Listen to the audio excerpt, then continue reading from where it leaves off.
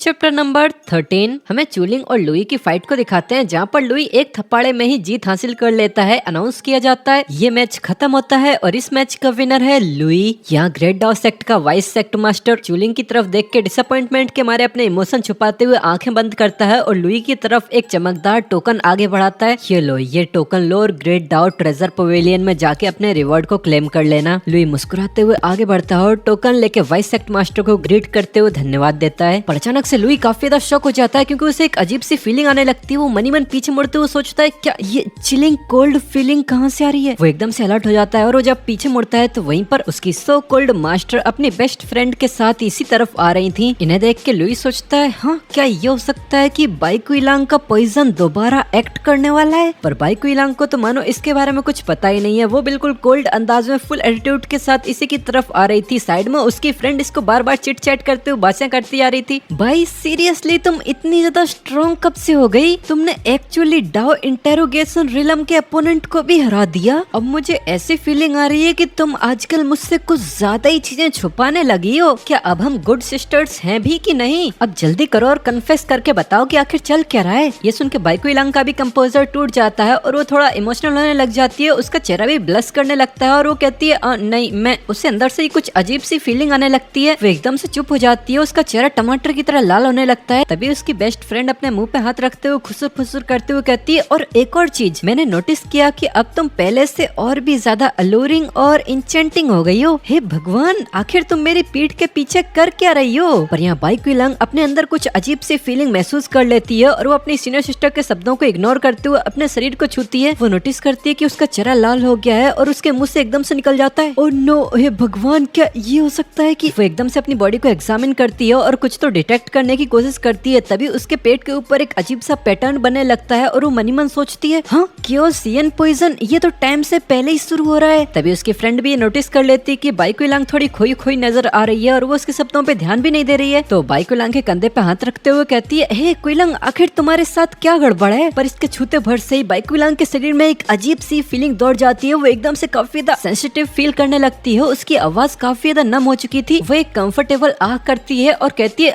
नहीं मैं बिल्कुल ठीक हूँ। और एकदम से अपनी कल्टीवेशन का इस्तेमाल करते हुए तुरंत अपनी सिस्टर के बगल से गायब हो जाती है और कहती जाती है, मुझे एकदम से अभी एक काम याद आ गया है तो मैं अभी जा रही हूँ। ये बिहेवियर देख के तो उसकी फ्रेंड और भी ज्यादा कंफ्यूज हो जाती है और वो सोचती है कि यहाँ चल क्या रहा है। पर ऐसा लगता है कि इस मैटर में एक मैसिव गॉसिप है, मुझे ये पता लगाना ही होगा बाइकुइलांग के साथ यहाँ चल क्या रहा है। यहाँ किसी ने भी नोटिस नहीं किया सिवाय अपने एमसी के। वो कुइलांग का ये बिहेवियर देख के एक डिमोनिक स्माइल देता है और मनी मन सोचता है, मेरी प्यारी मास्टर, ये है कियोसियन पॉइजन। चलो देखते हैं कि तुम अपनी ही स्ट्रेंथ का इस्तेमाल करके इसे खत्म कर पाती हो या नहीं। पर एमसी इन लोगों के पीछे टाइम वेस्ट नहीं करना चाहता था, इसीलिए वो यहाँ से निकल लेता है और सीधा जाता है ग्रेट डाउ ट्रेजर पवेलियन में। ये एक मेजेस्टिक टावर जैसा लगता है जो देखने में काफी ज्यादा मेजेस्टिक लग रहा है। लुई सीढ़ियां चढ़ते हुए इसी टावर में जाता है और सामने जाके एक सीनियर एल्डर को अपना बैच दिखाता है, जो देख के वो कहते हैं, ओह तो तुम हो लुई, इस टूर्नामेंट के चैंपियन, चलो प्लीज अंदर आओ। वो एमसी को ट्रेजर पवेलियन में अंदर बुलाता है जो काफी ज्यादा मैग्निफिसेंट और बहुत शानदार था। वो लुई को बताता है कि सबसे नीचे वाले फ्लोर पे सबसे लोएस्ट ग्रेड के ट्रेजर हैं और सबसे ज्यादा ऊपर वाले पे सबसे हाईएस्ट ग्रेड के ट्रेजर्स। तुम इस ट्रेजर पवेलियन के 7 फ्लोर्स तक जा सकते हो और 7th फ्लोर या उससे नीचे के फ्लोर्स में से 3 ट्रेजर्स को सिलेक्ट कर सकते हो। पर यहाँ लुई 7 फ्लोर तक चढ़ने उतरने की गुंजाइश नहीं दिखाता। वो पहले से ही डिसाइड करके आया था कि उसे कौन से ट्रेजर्स चाहिए। वो मुस्कुराता है और थोड़ा सोचते हुए कहता है, एक वुड स्प्रिट पर्ल, एक गॉड बेरियल रिज की चाबी और एक 9 ड्रैगन्स ट्रेजर फर्नेस। मैं अपनी चॉइसेस ऑलरेडी बना के आया हूँ। पर एमसी की चॉइसेस सुन के यहाँ एल्डर काफी ज्यादा हैरान हो जाता है। वो एकदम से इसकी तरफ देखता है और कहता है, गॉड बेरियल रिज की चाबी और वुड स्प्रिट पर्ल तो सच में काफी अच्छे ट्रेजर्स हैं, पर ये 9 ड्रैगन्स ट्रेजर फर्नेस। पर जिससे पहले एल्डर अपनी बात खत्म कर पाते उससे पहले ही लुई मुस्कुराता है और एल्डर को आंख मारते हुए कहता है, एल्डर मेरे पास इसके लिए कुछ अनोखे यूजेस हैं। और वो अनोखे यूजेस क्या हैं? एमसी जैसे इस ट्रेजर पवेलियन से बाहर निकलता है, हमारा सीन चेंज होता है और हमें लुई को दिखाते हैं। वो सेक्ट के एक सुंदर और बिजी एरिया में जाता है और एक पत्थर पे बैठ के चिल्लाने लगता है, 9 ड्रैगन्स ट्रेजर फर्नेस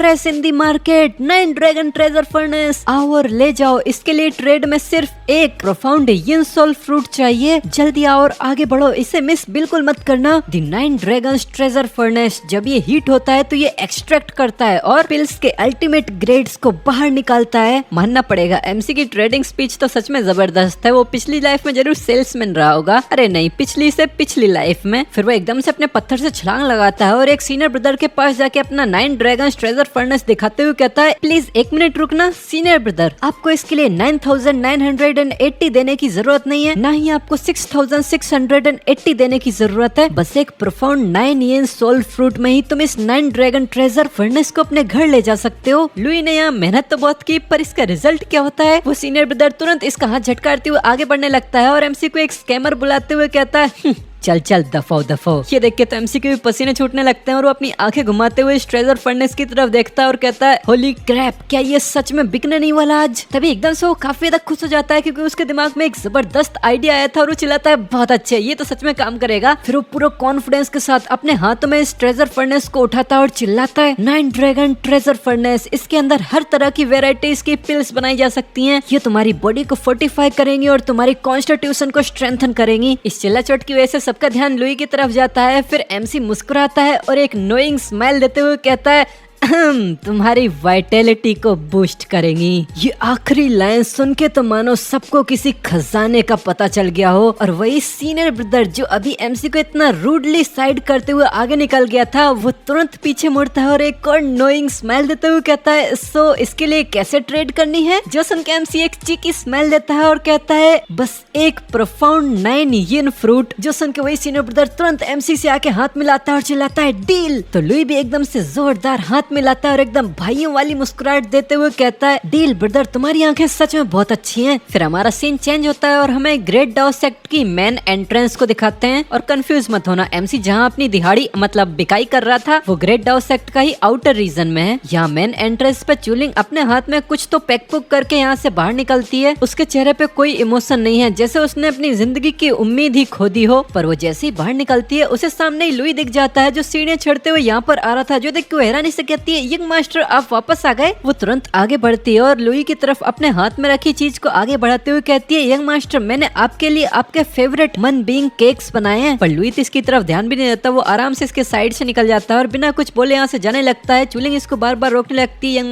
मास्टर करके। पर लुई तुरंत अपनी कल्टीवेशन का इस्तेमाल करते हुए अपने पैरों के नीचे एक जायंट रेड स्वॉर्ड बनाता है और सीधे यहाँ से हवा में उड़ते हुए इसे पीछे छोड़ के यहाँ से जाने लगता है। वो मनी मन सोच रहा था, अब जबकि तीनों ट्रेजर्स मेरे हाथ में लग चुके हैं तो अब समय आ गया है कि मैं सेक्ट के बाहर जाऊं और अपने काम पे लगूं। पर जैसे ही वो यहाँ से थोड़ा आगे निकल जाता है तभी पीछे से चूलिंग चिल्लाती है, यंग मास्टर। इसकी वजह से एमसी कंफ्यूजन में पीछे मुड़ के इसकी तरफ देखता है। पीछे से चूलिंग भी अपनी कल्टीवेशन से तलवार बनाते हुए सीधा लुई की तरफ ही आगे बढ़ती जा रही थी और वो चिल्लाती है, यंग मास्टर प्लीज एक मिनट के लिए मेरा इंतजार कीजिए। वो यहाँ देखने से काफी ज्यादा पैनिक लग रही थी, पर लुई को इससे घंटा फर्क नहीं पड़ता, उल्टा वो इससे काफी ज्यादा इरिटेट हो गया था। वो अपने दांत पीसते हुए कहता है, साइको। फिर वो आखिर इसके ऊपर अपने शब्द भी बर्बाद नहीं करना चाहता, इसलिए वो अगले पल जुम करके वो अपनी फुल रफ्तार पकड़ता है और इसकी आंखों के सामने से ही पलक झपकते ही गायब हो जाता है। अब यहाँ चूलिंग बिल्कुल डिसअपॉइंटमेंट और डिसपेयर से भर चुकी है। पर इसी सीन पे अपना सीन चेंज होता है। हमें बाइक्विलांग के दाव कोर्टयार्ड का सीन दिखाते हैं जहाँ पर बाइक्विलांग एक टेबल पे बैठ के पूरे फोकस के साथ कल्टीवेशन कर रही थी। उसके अंदर से काफी ज्यादा जोरदार फ्रीजिंग ओरा रिलीज हो रहा था। इस ओरा की वजह से पूरे रूम का टेम्परेचर ड्रास्टिकली डिक्रीज हो चुका था। तभी हमें रूम के बाहर उसकी प्यारी सिस्टर को दिखाते हैं जो आसपास घूमते घूमते काफी ज्यादा परेशान हो रही थी। किसी भी एंगल से उसके पेट में बाइक्विलांग की हरकतें पच ही नहीं रही थी। वो बार बार खुद से ये सवाल करती रहती है कि आखिर ये बाइक्विलांग मुझसे कितने सारे सीक्रेट्स छुपा रही है। अब ये इतना सारा फ्रीजिंग और उसके शरीर से कहां से निकल रहा है। वैसे ही घूमती जा रही थी तभी अचानक से उसके पास होंगलिंग आ जाती है और एकदम से पैनिक करते हुए पूछती है, मार्शल आर्ट, क्या मास्टर का ताइन पॉइजन भड़क उठाए? पर ये तो इतना जल्दी नहीं होना चाहिए था। पर होंगलिंग की बातें सुन के तो उसकी मार्शल आर्ट काफी ज्यादा पैनिक करने लग जाती है और वो घबराते हुए कहती है, हाँ होंगलिंग, आखिर ये ताइन पॉइजन क्या है और मैंने इसके बारे में पहले कभी क्यों नहीं सुना? पर जब होंगलिंग सुनती है कि इसकी मार्शल आर्ट के पास भी इसका कोई जवाब नहीं है तो काफी ज्यादा उदास हो जाती है और वो अपनी नम आवाज में बताती है कि ताइन पॉइजन मास्टर की यूनिक फिजिक की वजह से उन्हीं के अंदर बनता है। इसकी वजह से कंटिन्यूअसली ताइन की पावर जमा होती रहती है और कंडेंस होकर लिक्विड स्टेट में आ जाती है, जिसकी वजह से मास्टर के शरीर में बहुत ही खतरनाक हड्डियां तक जमा देने वाला दर्द उठता रहता है। लेकिन यहाँ अजीब बात तो ये है कि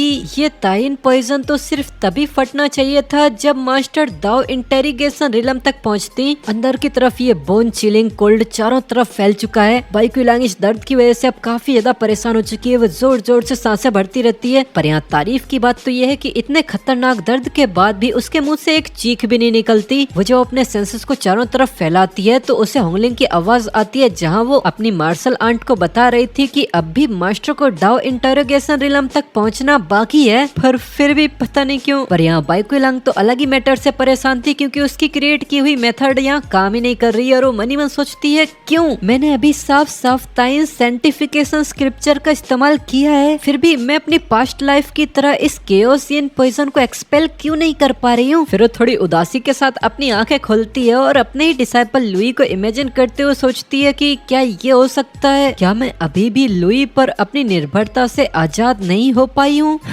पर इसी सीन के साथ हमारा ये चैप्टर खत्म हो जाता है।